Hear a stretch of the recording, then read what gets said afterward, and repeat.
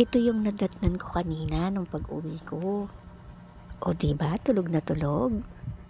Magkakatabi pa? Hindi yan nagising kahit na nagbagsakan pa yung gamit kanina sa labas. Ito pa yung isa, natutulog din.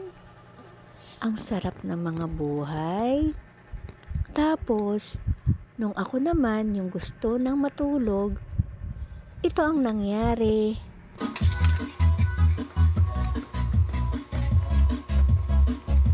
Tulog ako eh.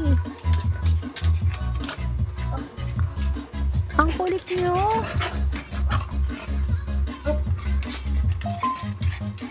Hinihingal na yan.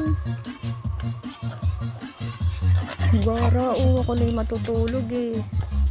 Tapos ginawa niyo pa akong videographer. Ang kulit. Hinihingal na yan. Matulog na din kayo.